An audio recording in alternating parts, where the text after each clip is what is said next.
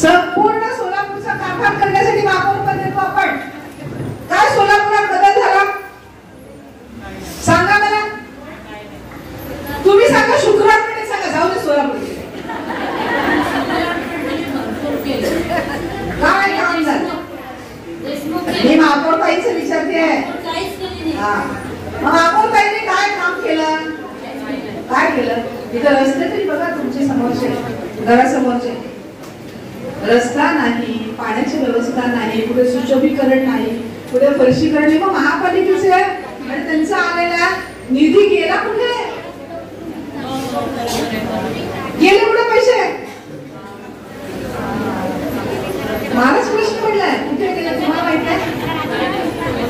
तुम्हाला आता मी जे सांगितलं ते पडलंय ना, कुठे गेले पैसे कळलंय ना?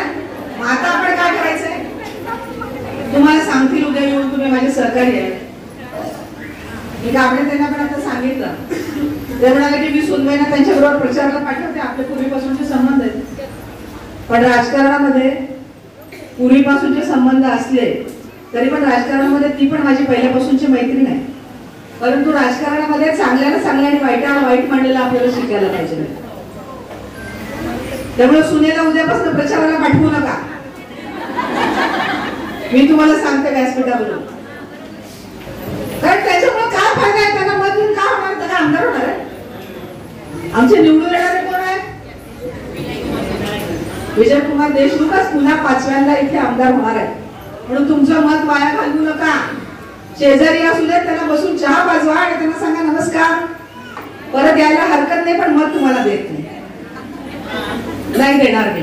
कारण मी इतके वर्ष मत कुणाला दिलंय, तुम्ही कुणाला दिलंय मत? त्या कोणाच्या चिन्हावर उभ्या होत्या, कमळाच्या। आज कमळाशी गद्दारी करणाऱ्यांना मत देणार का?